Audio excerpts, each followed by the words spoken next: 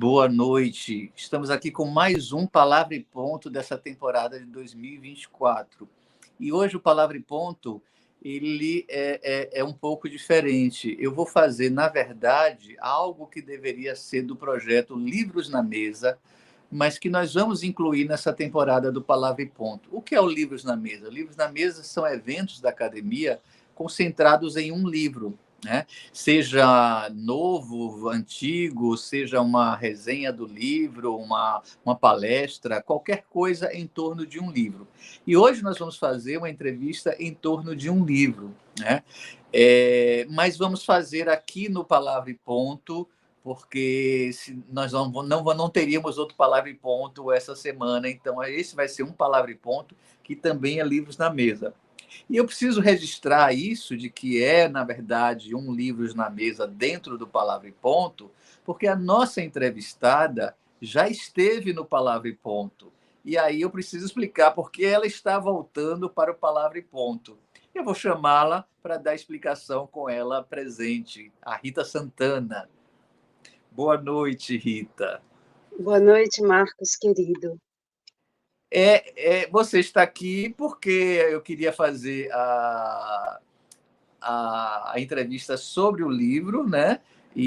Mas se as pessoas procurarem você no YouTube da Academia de Letras, vão achá-la várias vezes.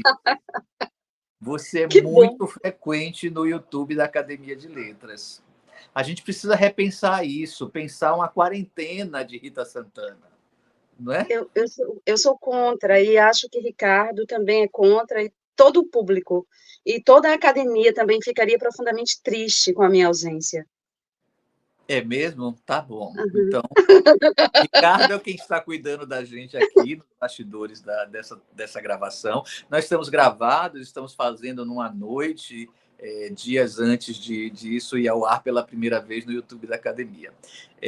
Mas quem quiser, faça comentários, porque depois a gente vai lá olhar, ver o que foi que vocês falaram. Rita, nós estamos aqui para falar deste livro. Borrasca. Né? Eu estava lendo um livro e estava lendo para fazer essa entrevista, né? O lançamento foi a semana passada, né? Se não me engano, deve ter uma semana mais ou menos, né? Ou exatamente. Duas.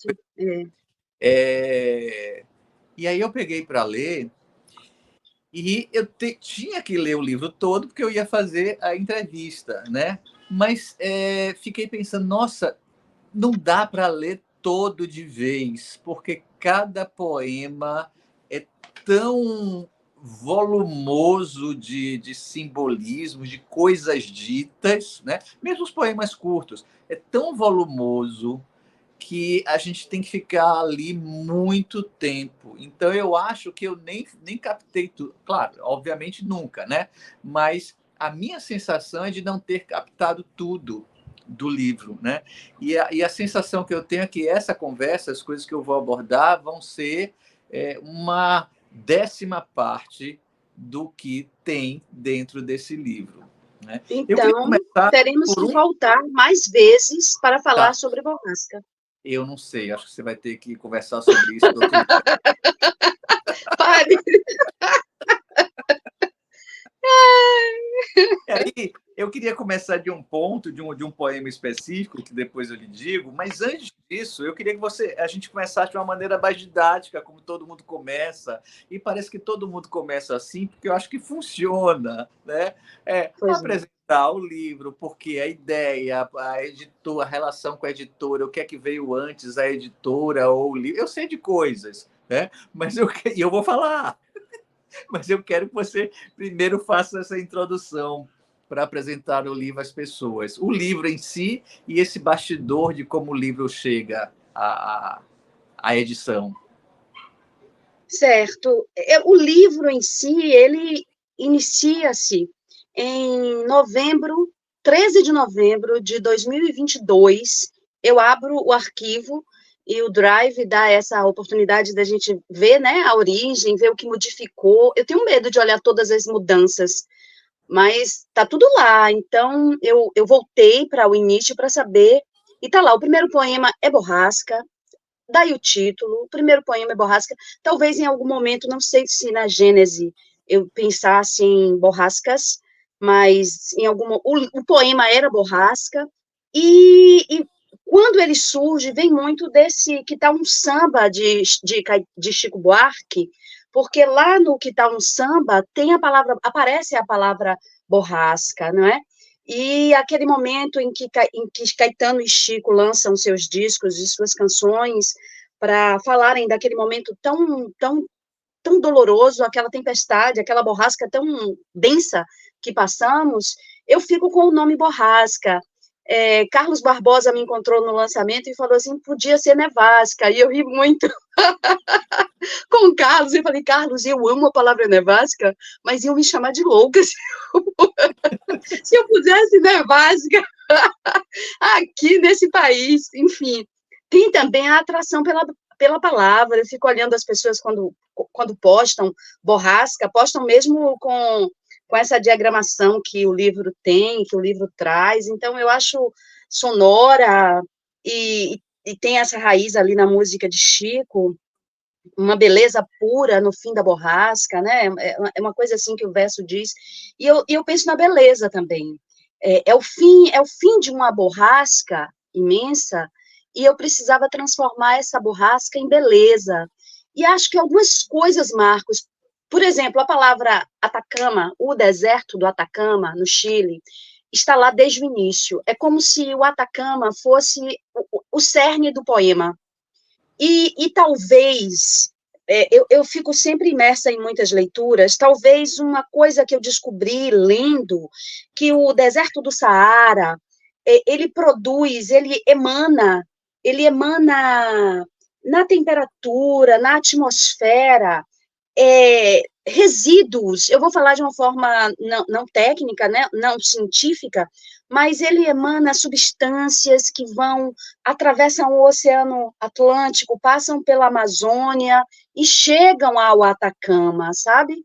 Então, assim, em determinado momento, o deserto, ele fica florido, imensamente colorido, florido, com cores e com uma vegetação inacreditavelmente linda. Aquela imagem me deixou muito atordoada.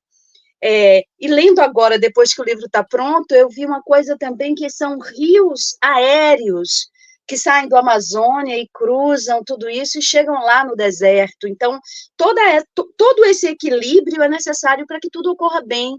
E a gente pensando nesse calor que a gente está passando, enfim.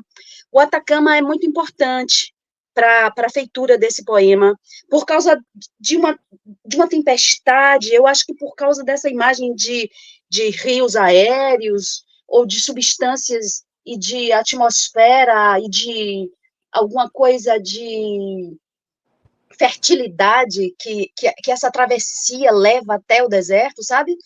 Isso ficou na minha memória, na minha lembrança.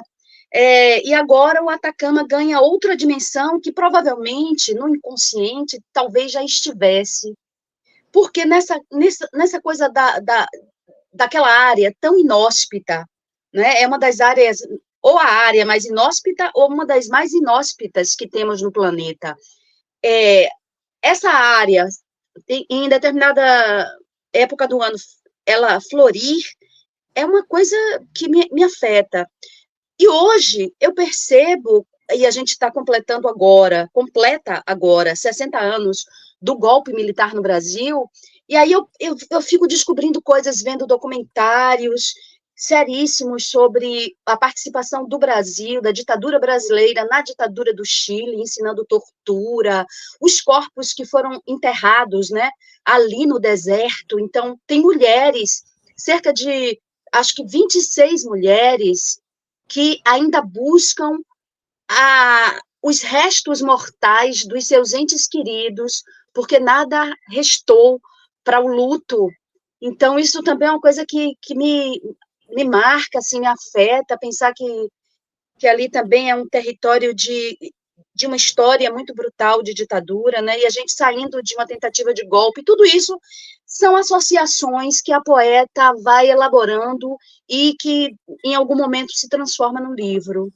E isso me lembra uma coisa que eu pensei quando eu estava lendo o livro, em relação ao uso de referências e de metáforas e de imagens que você faz, é amplíssimo, né? Num mesmo poema você não fica restrita a uma imagem só.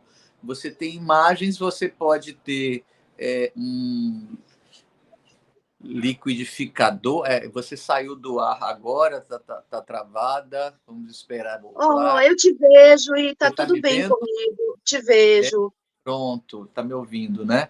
É, Então, daqui a pouco você reaparece aqui para a gente. pois não. Então, você usa imagens variadas, né, de universos diferentes. Aí eu pensei no sentimento. Nossa, é uma poeta que tem um sentimento do mundo. Mas eu queria corrigir. Na verdade, é a poeta que tem um sentimento do planeta, no sentido geográfico mesmo. Né? Não é o sentimento do mundo só da humanidade, mas geográfico, porque ao mesmo tempo que você está no Atacama, no livro todo, você pode estar em Gaza, você pode estar num ponto específico de Salvador, na Praça da Sé, onde ficava a Igreja da Sé, né? E mesmo nesse poema da Igreja da Sé, você está conectada com coisas absolutamente diversas, diferentes, aleatórias, né? Como é que é essa construção que parece tão aleatória à primeira vista nos seus poemas, de referências e de uso de imagens?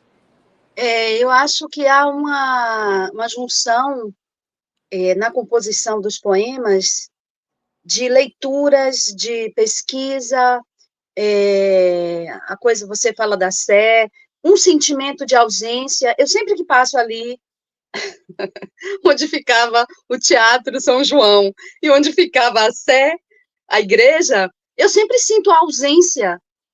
Só explicando, né, para quem por acaso, mesmo de Salvador, não saiba, o Teatro São João ficava na Praça Castro Alves, onde hoje é o prédio que era do Palácio dos Esportes, né?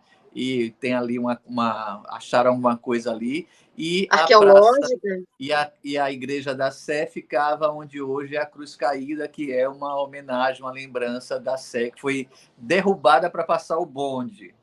Pois é, essas violências, né, da modernidade, para passar o bonde, aí se você pesquisa, a eletricidade também está chegando ali, é tudo tão rico, e aí eu me coloco também como uma mulher negra, e projeto, assim, que eu estou lá, e que eu não pensaria em escrever, eu não pensaria em que eu dominaria teclas, no futuro, como se eu estivesse também numa viagem. Eu acho que eu sempre gostei, talvez seja isso, eu sempre gostei muito de filmes desde a adolescência, e nós assistíamos ali Sessão da Tarde, Corujão da Madrugada.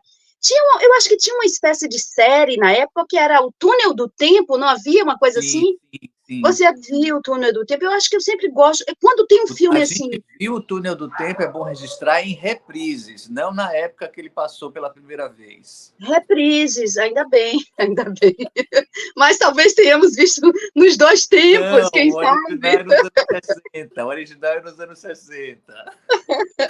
O túnel do tempo, aquilo era uma loucura. Eu era louca pelo túnel do tempo, porque o tempo é sedutor. E esse tempo que temos, eu acho que ele é uma farsa, né? Essa coisa de Einstein, essa coisa da relatividade, enfim. Eu acho que é por aí mesmo. Eu acho que Mas aí, há uma. Pois não. aí eu quero tratar de uma coisa que está em vários outros poemas, aquilo que eu estava falando de aleatório, e não é exatamente aleatório nesse caso aqui. Você está falando da Catedral da Sé e o Teatro São João, que é o título do Pois poema. não. E aí você vem com havia pai contra mãe no olhar de Machado. Então você vem e faz referência a um conto de Machado, que é pai contra mãe, É. né? Sabe por Pois é. quê, Marcos? É da época?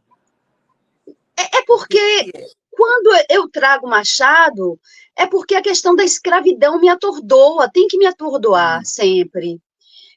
Eu penso que no Teatro São João, Castro Alves, e há uma coisa de casal, de amor, no poema, que é o eu lírico, mas que também é Eugênia Câmara e Castro Alves. Tem uma coisa de hipnose no poema, a palavra é linda, hipnose, mas também havia no Teatro São João um espetáculo, não sei exatamente que espetáculo, mas era um espetáculo de hipnose. Aí eu fico, essa imagem de que as pessoas estavam ali no Teatro São João, tendo a oportunidade de encontrar uma figura que exercia a hipnose dentro do teatro, o mesmo teatro em que Castro Alves e Eugênia Câmara apresentaram uma peça. Aí eu penso em Machado, porque tem toda a denúncia de escravidão de Castro Alves, e tem toda uma preocupação com a questão se fala tanto em aborto, né? A França acabou de aprovar o aborto, o Brasil fica nessa lentidão de aprovar temas tão urgentes, tão necessários, a coisa mesmo política do aborto. Então, eu penso, o conto de Machado traz essa mulher escravizada que perde seu filho pela brutalidade de um homem, pela brutalidade da escravidão. Então, quando eu paro para pensar no meu amor arquitetônico pelos monumentos que caíram, que desapareceram, o teatro queimou, e aí também vem essa coisa de Salvador que queima, né? Sempre se fala disso. Salvador queima, o Teatro Castro Alves já queimou diversas vezes, e aí tem toda uma conspiração, uma teoria da conspiração, de que queimou por isso, queimou... Isso tudo é muito sedutor. Então, eu acho que também é uma forma... Os incêndios misteriosos dessa cidade da Bahia. E eu estou inserida nesta cidade há algum tempo, como você, né? Somos ilhéenses, então, mas há uma identidade que vai se construindo em camadas com o tempo, além do conhecimento, da curiosidade histórica pela cidade e o amor pela cidade, que nos acolhe de alguma forma, né? A cidade nos acolhe, a cidade tem sido generosa, eu acho que tem sido generosa conosco. Então, eu acho que também é um momento de buscar, da mesma forma que em algum poema eu falo do rio Joanes, é porque é o rio é o rio que eu vejo todo dia, que eu transito, eu atravesso uma ponte que é o rio Joanes. E aí, olha que o livro nem traz histórias do rio Joanes, mas tem história. Tem Padre Anchieta fazendo milagre, tem umas histórias aqui nesse rio que são lindas. Eu gosto da água, da cor. Volto para Salvador, então eu acho que não é aleatório. Eu entendo o que você diz, que parecem coisas soltas, né? Uhum. Mas que há uma conexão dentro da minha cabeça de criadora, de leitora, de pesquisadora, enquanto eu descubro coisas, né? Fernando Oberlander tem um livro sobre a história da eletricidade na Bahia, e é um livro denso, que ele fez com mais dois autores, e que são historiadores, que me seduz o livro, e as histórias dessa Bahia ali. Então, eu trago a coisa da hipnose e eu descobri ali. Eu sou uma leitora, eu gosto de história. Enfim. Eu queria o poema que você menciona, o Rio Joanes, é um poema bem interessante. Vamos falar de bastidores da escrita. Meu cachorro está chorando lá embaixo, tá? Mas espero que não esteja atrapalhando. Escrita. Pois não. Né? Com que tormentos sento sobre noites secas e quebradas, onde estalam estrelas e fachos quentes rompem horizontes. Não há nada diante de mim, senão o vazio do espaço, o aço sobre a mesa, a lâmina da língua que elimina o hálito e ordena a ordenha da criação.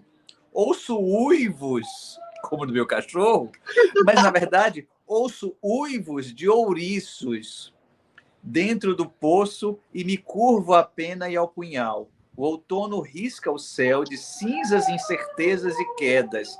Eu espio a escuridão do rio. Joanes. E o cachorro lá. E o cachorro fazendo parte da nossa sonoplastia. É um poema sobre o processo que você estava vivendo na escrita desse livro? Eu acho que sim, que talvez seja. As coisas não são muito exatas, né? Quando eu penso, por exemplo, na primeira estrofe, eu penso assim, meu Deus, será que é uma influência direta de Cruz e Souza? Sabe? Eu até comprei recentemente broquéis de Cruz de Souza, porque eu não li a obra inteira, eu quero ler, é uma meta. Mas eu acho que tem uma coisa de Cruz de Souza nessa primeira estrofe, com que tormento sento sobre noites secas e quebradas, onde estalam estrelas e fachos quentes rompem horizontes. E talvez, agora que você me pergunta, eu me vejo desde 2022, mas isso é muito antes, né? Esboçando alguma coisa ali, lendo acolá, sofrendo as angústias não só da pandemia, como os tormentos e tormentas da própria vida, e também um desejo de criação, né? Eu acho que essa coisa metalinguística, as aliterações que Cruz de Souza trabalha, e principalmente uma necessidade de trabalhar exaustivamente a sonoridade das palavras, como se a palavra fosse uma matéria-prima, e é a matéria-prima que eu tenho para manipular e ela me ajudar a encontrar a forma dessa escultura final, que é o poema. Eu Uhum. tentei e senti muito o livro como se, e foi uma tentativa que eu espero que num poema ou noutro poema, que essa tentativa tenha se realizado. É como se eu tivesse diante de mim a possibilidade de compor poemas como se fossem peças artísticas. Eu não abro mão da estética, eu vejo algumas autoras falando que o texto deve ser menos belo, que principalmente em prosa, que não se deve buscar tanta poesia, nem tanta beleza, mas eu não consigo escapar. Talvez quando eu falo em algum poema antiquei-me, eu sou antiquada com a palavra, com a estética, eu sou antiquada, a palavra talvez não seja, eu me vejo muito bem na palavra, mas talvez ela soe de uma forma errônea para quem me ouve. Não é um conservadorismo com a palavra, nada disso. Eu gosto da experimentação e acho que o livro foi um processo de experimentação grande, de ousadia, de me debruçar sobre a palavra para buscar essas formas, para buscar, e aí eu fico realmente nessa primeira estrofe do poema escrita, para buscar, e aquilo que você chama atenção, ouço uivos de ouriços, sabe? Aí eu penso em ilhéus, nos ouriços do mar, eu penso em história, parece que é um mergulho, assim, é um mergulho, é uma viagem, é como no poema Borrasca, há um trem no poema Borrasca, que a gente volta para ele depois, mas há a imagem de um trem. E eu vi um documentário sobre o Atacama que rola um trem. Eu nunca imaginei que rolasse uma estrada de ferro no deserto do Atacama, sabe? E quando eu vejo aquele trem, eu digo, meu Deus, no documentário que eu vi, eu digo, nossa, uma linha de trem, eu quero ir lá, eu quero estar naquele trem, eu quero contemplar aquele lugar de observação, porque é um lugar muito especial para se contemplar as estrelas, os astros, é de uma clareza do universo, aquele lugar, que é buscado pelos cientistas, enfim. Eu respondi, eu acho, né? Sim, claro. Eu vou fazer uma pausa, tá, Ricardo? Uhum. E aí, eu quero continuar o que a gente fez lá no Escritas, lendo esses versos aqui, porque aí eu quero falar dos bastidores. Você ainda não falou, olha só. É por seus sinais de sim que alimento os pássaros no ninho, varro a casa e limpo aquele lugar infernal que é o banheiro. Eu quero esse bastidor da poeta sofrendo na escrita. Que era como eu lhe via quando lhe ligava e você reclamava comigo que estava escrevendo e que não podia fazer isso ou aquilo. Esse sofrimento da escrita, como é isso? que se mistura com o sofrimento da casa, dos afazeres do cotidiano, como cuidar da casa, cozinhar ou não, ou limpar, ou se cuidar e ao mesmo tempo escrever, como é isso?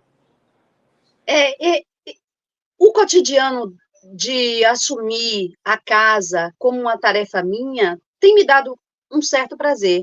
Dá o desespero de não ter alguém que você vai pagar uma diarista para fazer isso, mas me dá um alívio, porque eu não tenho que conviver com essa relação. Eu sofro, eu via cineastas dizendo que sofriam, o meu ex-marido sofria com essa relação, e eu hoje me vejo sofrendo há algum tempo, assim, eu prefiro não sofrer com a relação, com a relação de ter uma diarista e tal, eu prefiro ficar em paz, eu acho que eu ando muito solitária, num sentido muito bom da palavra, sabe? Uhum. De fazer minhas coisas. Hoje eu fiz algumas coisas maravilhosas na casa. Hoje eu preparar o alimento, por exemplo. Hoje eu preparei um peixe maravilhoso. Isso depois vira uma poesia, porque nada, nada é nada é estranho, né? Preparar um peixe é de uma beleza, de um ritual. Eu gosto dos temperos, eu gosto das ervas, fazer as outras tarefas que nem sempre me dão o prazer que preparar um alimento, por exemplo, me dá prazer preparar um alimento, e isso vem para a poesia porque é o cotidiano. Eu acho que é a busca também de encontrar na realidade, na coisa comezinha, sabe? No cotidiano, no não poético, a poesia. No não poético tem lavar banheiro, fazer comida, varrer o chão. Isso eu acho que também ficou muito manifesto durante a pandemia. Eu lembro de ter produzido poemas que nem foram publicados, me pediram poemas que nunca foram publicados, e eu lembro de colocar assim, o que me importa hoje é varrer o chão da casa. Varrer o E ao, chão da casa. e ao mesmo tempo você está falando de varrer o chão da sua casa junto, no mesmo lugar, no mesmo conjunto de poemas em que você fala do Atacama, fala de Gaza, fala de outras cidades cujo nome eu não consigo lembrar agora sem pescar no livro, né? Outros lugares em que estão acontecendo coisas no planeta, né? Então, você está com as antenas lançadas para esse planeta inteiro e fora do planeta também, né? Que também tem, Sim. muita coisa, né? E ao mesmo tempo tem talvez uma âncora nesse cotidiano das pequenas tarefas da casa, né? Tem É, isso? é uma pergunta, Marcos? Eu Porque não eu acho que você sei. fez uma. Acho que não, acho que eu fico feliz com o que você disse. É isso mesmo. É isso mesmo, essa curiosidade com nomes, lugares distantes e principalmente a tragédia humana, né, humanitária, o abandono, que é aqui também, a coisa dessa desolação, né, uma desolação humanitária no mundo. Eu vou ao mercado e vejo, e fico querendo assim, meu Deus, políticas para tirar os pedintes da rua, o povo da rua, para que tenha uma política de auxílio mesmo, auxílio para que tenha trabalho, auxílio para que tenha um curso, para aprender uma profissão, aprender a fazer o pão, para que volte para a escola, para que tenha uma assistência para a questão da casa, se tem abrigo, essas coisas que atormentam. Você vai ao mercado e vê uma família dizendo com um cartaz imenso, eu estou com fome, eu estou com fome. Aí o que é que você sente? Você passa indiferente? Então não é humano, não é passar indiferente àquilo. Não estou nem falando de dar ou não alguma ajuda, eu estou falando mesmo do que se abate, porque às vezes isso não funciona, e às vezes você tem que, enfim, que ceder a pensamentos políticos em torno da situação, e você acaba tentando ajudar de alguma forma, mas é tudo tão inútil, né? E isso tudo a, acomete a poeta, Uhum. e aí, uma hora ou outra vai lá para o poema. E aí você é um ser humano, mas é um ser humano que é poeta, né? E tudo isso que você capta acaba tendo que ser colocado numa ordem estética, né? Alguma ordem estética. E aí, na sua maneira de colocar essas coisas no poema, né, você tem uma predileção por palavras. E eu estou falando das palavras, como é que eu posso dizer? Pouco, como é que eu posso dizer? Não, é normalmente como eu digo sobre, como eu me refiro a essas palavras. Palavras pouco usuais. Palavras que não estão no cotidiano. Eventualmente entra o cotidiano de varrer a casa, mas as palavras que você usa em volta são palavras que não são do cotidiano. Eu queria que você falasse desse seu fetiche pelas palavras. Fetiche no sentido mesmo da sensualidade que uma palavra pode ter.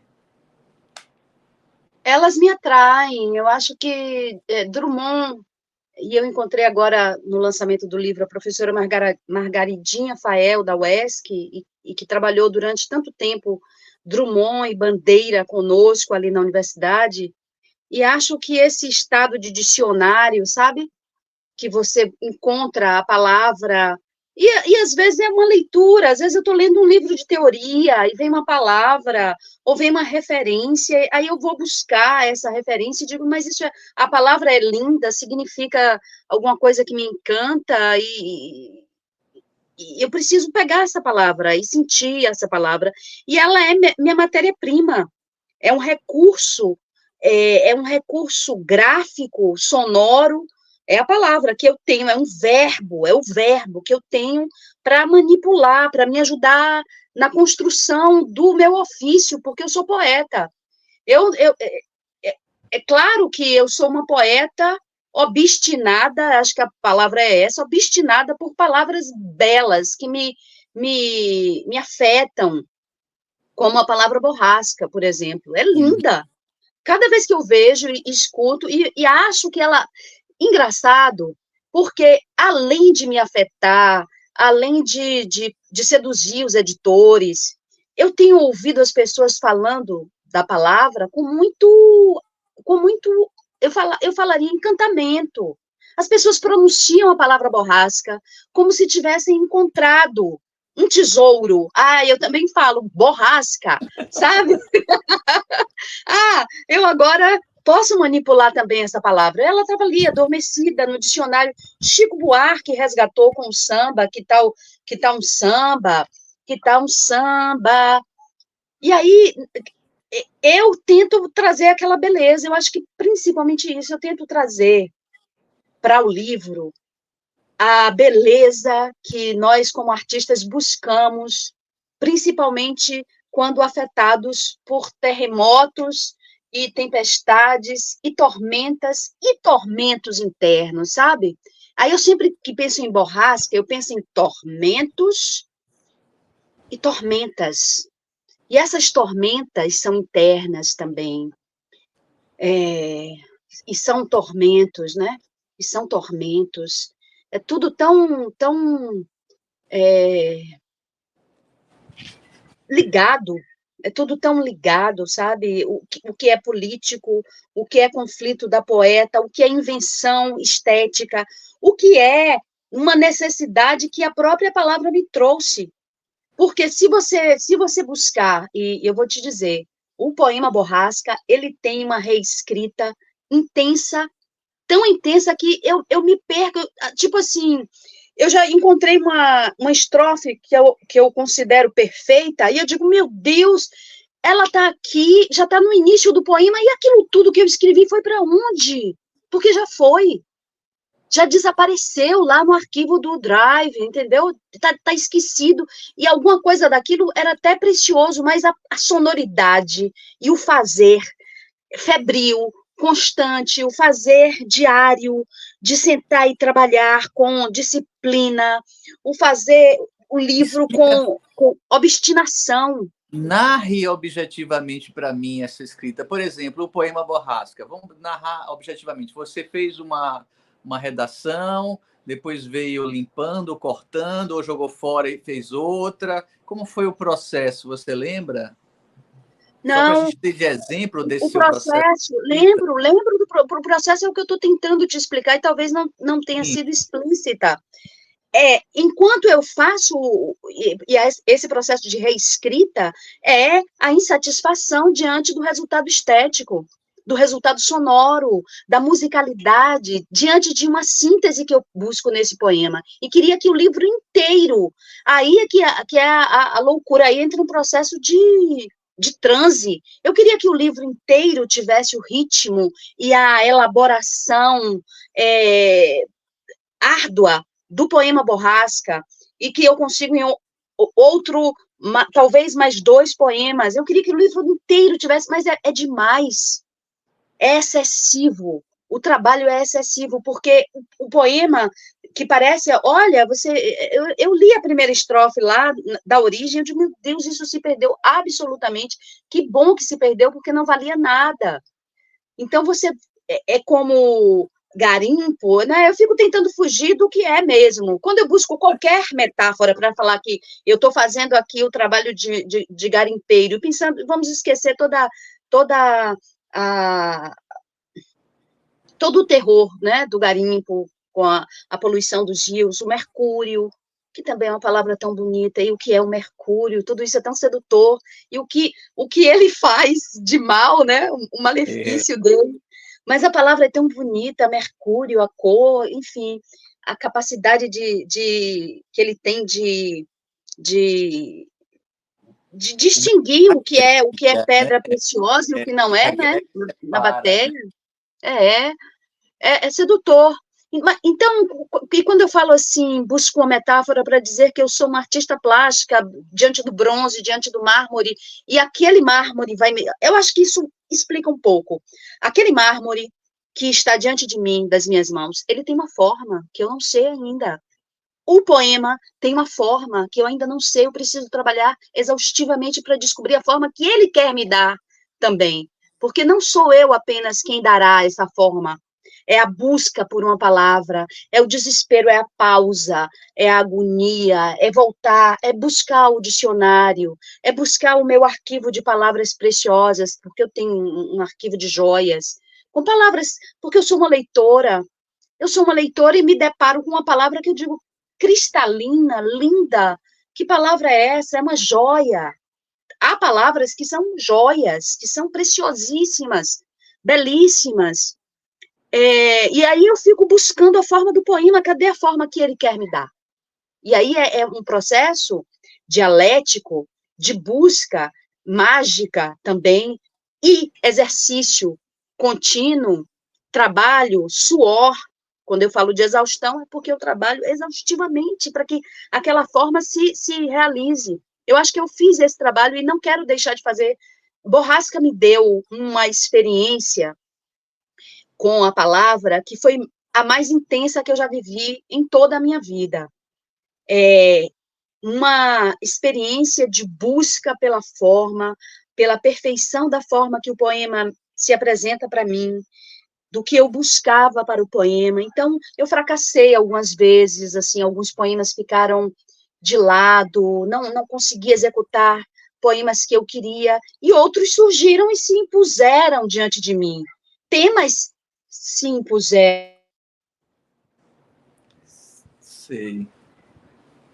Ai, voltei, né? Tá tudo bem Voltou. agora, né? Temas se impuseram. Temas se impuseram, assim, eu estou com o livro e com os desejos planejados dos poemas que eu quero trabalhar, esse aqui eu vou trabalhar, esse aqui eu vou trabalhar, e de repente, diante de uma leitura, porque a minha leitura é contínua e diversa, né? Eu parei de ler a biografia de Lina, parei de ler a biografia de João Gilberto, mas tudo muito Simone de Beauvoir, com a cerimônia do adeus, que ainda eu estou com ela, e é ótimo, porque você vai para aquela cerimônia sem cerimônia, quando você tiver tempo.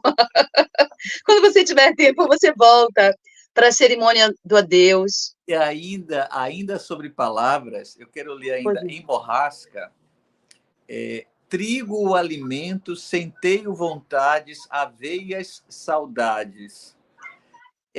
Trigo o alimento, centeio vontades. Esse trigo o alimento aí, que é um substantivo transformado em verbo, né? Ele deixa o seu momento, a sua natureza estática e se movimenta, né? E tem outros, tem lago alguma coisa que eu não vou achar aqui agora. Exatamente. Lago Agonias. Olha para isso, olha que riqueza. Lago Agonias, eu amo isso. Tem uma coisa do Minotauro em algum poema também, que é... Minotauro. Labirinto Minotauros. Aí hoje eu tomando banho, eu pensei... Eu anotei. Labirinto, eu achei...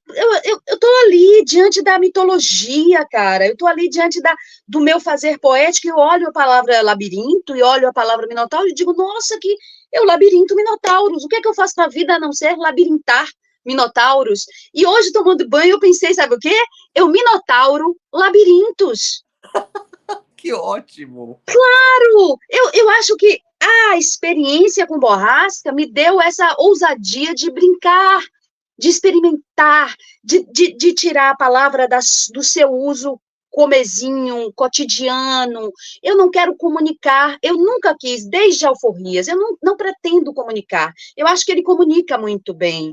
Eu acho que ele comunica muito bem porque com a maturidade, a proximidade, eu estou chegando agora aos 55, as experiências, as leituras, a própria aposentadoria, que me deixa muito mais à vontade para ficar com o que eu amo, que é esse universo dos livros, dos filmes, da experiência artística, das artes plásticas, enfim, eu pude brincar, saborear a palavra e tirá-la do seu uso da comunicação. O verbo comigo, em borrasca, ele não precisa mais comunicar de uma forma cotidiana da comunicação. O meu objetivo com a palavra não foi comunicar, apesar de ter um compromisso também com a comunicação, com a denúncia, com a política, com o amor, com os temas que eu abordo, mas eu acho que eu consegui, e daí a exaustão mesmo, um trabalho de experimentação, um trabalho de desnudamento da palavra, um trabalho de encontrar essa desgramatizar a gramática, sabe? A palavra, desgramatizar, tirar o substantivo e olhar que ele pode ser porque trigo, o que é o trigo? O que é trigar? O que foi que eu triguei aí no poema Borrasca? Trigo?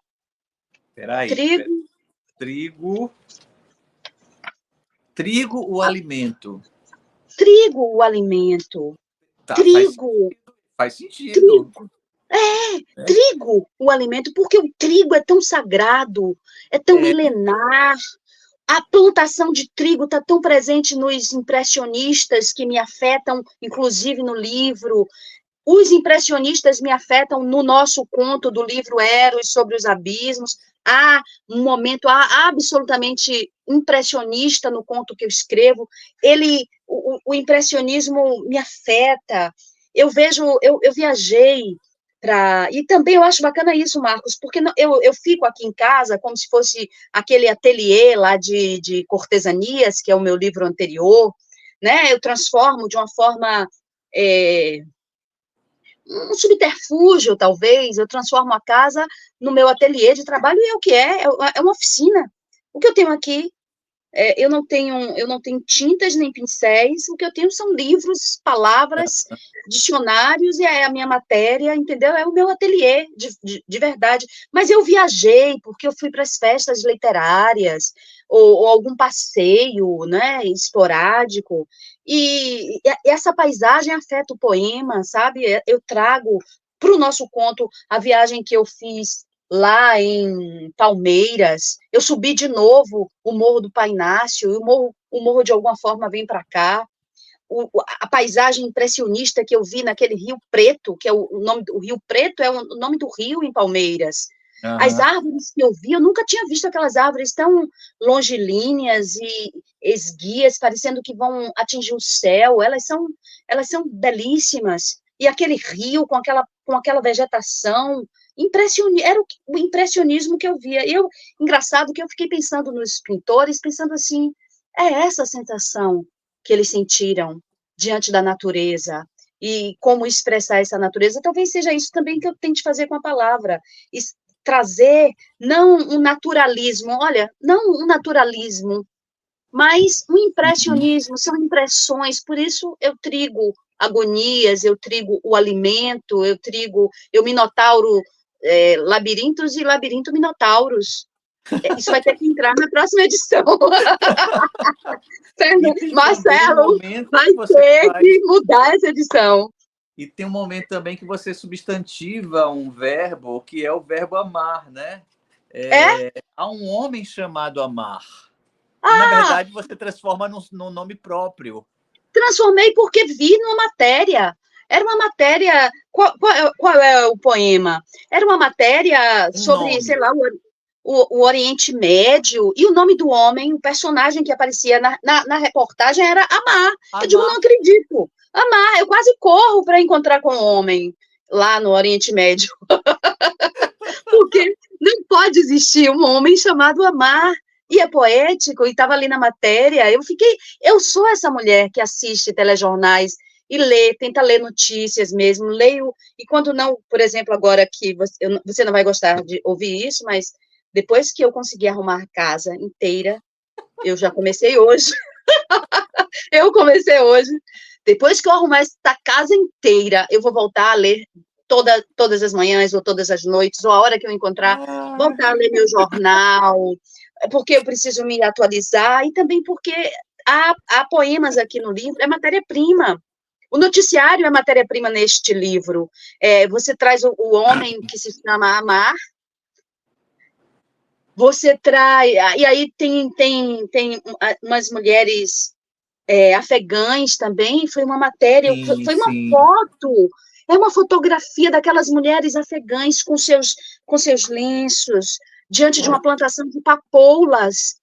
Aí eu voltei até para enquanto eu fazia o poema, porque aquela imagem, uma plantação de papoulas, é uma coisa sedutora, não é, poética, linda, ao mesmo tempo o quão é dolorido para a nossa cultura, para a nossa civilização, é, o estado político em que muitas mulheres do Oriente vivem, né, em termos de limitações e censuras, e, enfim, aquela fotografia me atingiu.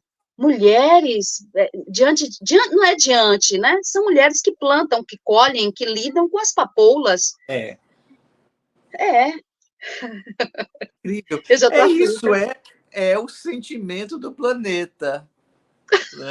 Dentro do ateliê de Rita Santana. E fora, e fora. E A- fora. a- e dentro, de novo, por exemplo, tem um verso no livro que eu acordei e estava com um sonho, com um cajueiro. Aí tem um verso lá que é o sonho.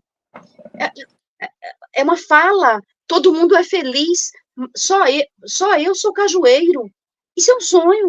Todo mundo é feliz, só eu sou cajueiro.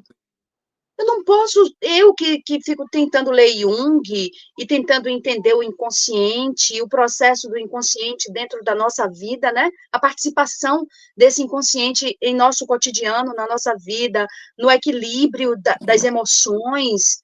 Eu não posso desprezar, ao contrário, eu tenho que atentar cada vez mais para o que os sonhos trazem.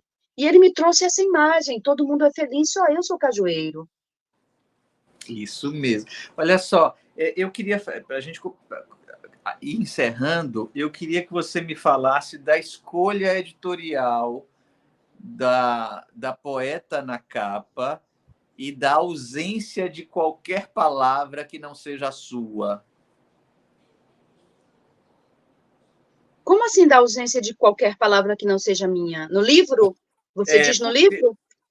fora a parte técnica, Ah, tá. Você até fala de ter um prefácio, uma apresentação, uma orelha. é, É. Foi uma escolha dos editores, né, do editor Marcelo Frazão, que é o editor da Vila Olívia, e nós tivemos Lima Trindade como nosso co-editor, e a nossa história vem de uma amizade antiga. Eu lembro que na Bienal do Livro do ano passado, né? Essa Bienal do ano passado?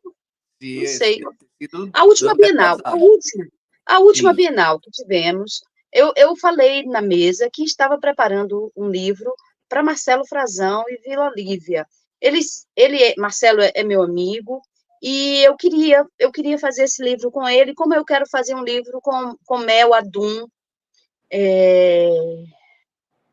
enfim, são sonhos mesmo, e acho que uma forma política, né, de abranger os afetos. Marcelo e Lima estiveram muito próximos a mim durante a pandemia.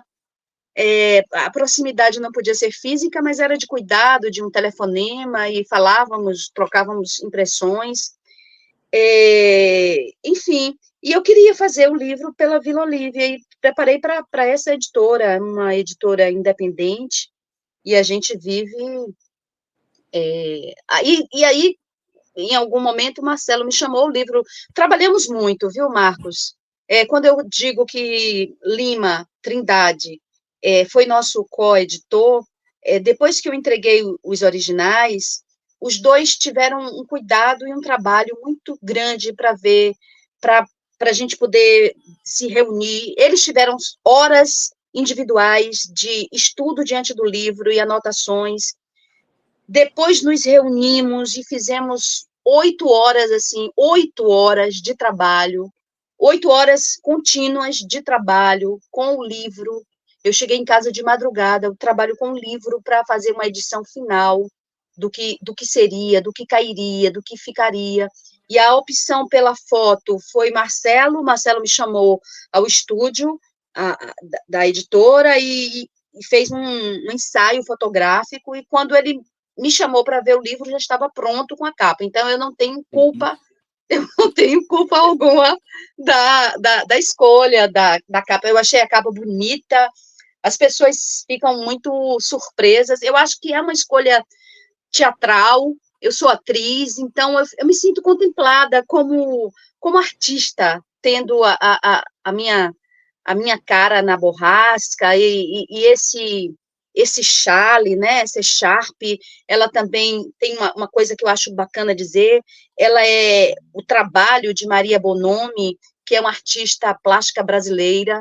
Essa Maria Bonomi é uma escultora que eu acompanho há muito tempo, então, quando eu cheguei para fazer a foto, o Marcelo disse, olha, tem essa Sharp, você topa usar? É de Maria Bonomi. Eu falei, peraí, eu sou fã dessa mulher. Essa mulher é comadre de Clarice Lispector. Clarice conheceu Maria Bonomi na juventude de Maria, né? Aí tem toda uma história, como se conheceram em Boston, quando a Clarice estava se separando lá de Gurgel, mas ainda vivendo, né, com ele na casa e tal, e ela empresta um vestido para Maria, para uma cerimônia que ocorreria lá, para jovem, que receberia uma bolsa de escultora que ela é, enfim. Então, tem toda essa... Eu tenho paixão, eu conheço Maria, não pessoalmente, adoraria conhecer pessoalmente, mas eu conheço Maria, o trabalho, eu vejo documentários sobre Maria, então essa E-Sharp também traz uma história, traz uma importância semântica para minha alma, enfim, e a escolha foi do editor. E também por não ter outras palavras. Eu gosto do desnudamento. A gente fica sempre muito preso como escritor a ter uma apresentação, um prefácio, orelha. Ele disse que será uma série com essa proposta de não ter outras palavras, senão, e aí você foi muito feliz na colocação, né? Senão a palavra da autora, dos autores futuros, enfim. Eu acho que E teremos fica que fazer lindo. outros programas. Ficou lindo, realmente. Ficou um livro lindo. Obrigada. Viu? Ficou um livro lindo. O livro, a edição, e o livro em si, as palavras todas reunidas, escolhidas, que é muito importante no seu caso, e organizadas, né? Ficou Obrigada. maravilhoso. E Muito onde é que obrigada. acha o livro para comprar? Acha na Vila Olívia, você encontra no Instagram da Vila Olívia. Tem sido muito prazeroso ver as pessoas recebendo, e elas me mandam, Marcos, elas me mandam vídeo recebendo o livro. Em Ah, Salvador, né, Marcelo envia até por motoboy. Tipo assim, você compra de tarde já recebeu o livro. Eu estou achando isso tão mágico, né? Aí a pessoa me manda a foto, ó, acabei de receber. Uma amiga hoje recebeu em Espírito Santo, aí você vai, entra no. Você pode comprar pelo site, que sai um pouco mais caro, por causa das questões de cartão, de crédito, essas coisas, mas você pode comprar pelo WhatsApp de Marcelo, é só entrar no Instagram, Vila Olívia Editora. o Marcelo Frazão Vila, também, o Vila tem dois L's, né? tem dois Vila tem L's. dois E, L's. e, e o meu Instagram também tem várias. É só entrar em contato comigo que eu passo os contatos. Também tem lá os cards com os contatos de Marcelo Frazão e Vila Olívia. Rita Santana é facílimo de achar. Você, se não achar como Rita Santana com os números todos, você vai no Instagram da Academia de Letras da Bahia, que é mais fácil, e você encontra a Rita Santana lá, com certeza. Porque ela está Obrigada. sempre na academia. Um prazer estar na academia. Um prazer, sempre um prazer. E conversar com você é sempre muito rico, não é? É sempre uma experiência. E hoje eu acho que nós ficamos mais graves até, porque comumente nós somos muito Sim, a gente divertidos trabalhou hoje no livro, no realmente. livro, Não realmente. Eu teve gostei uma muito. baixaria. Foi super sério. Foi muito sério. Eu estou muito feliz. Eu não conhecia essa sua faceta. Estou muito encantada com ela. Minha querida, muito, muito, muito obrigado, viu, por essa Obrigada. entrevista, mais essa. Obrigada. Obrigada por todas as suas observações tão minuciosas sobre o livro. Muito obrigada. Viu? Obrigado, querida. Gente, esse foi mais um Palavra e Ponto com cara de livros na mesa. Obrigado, boa tarde, bom dia, boa noite.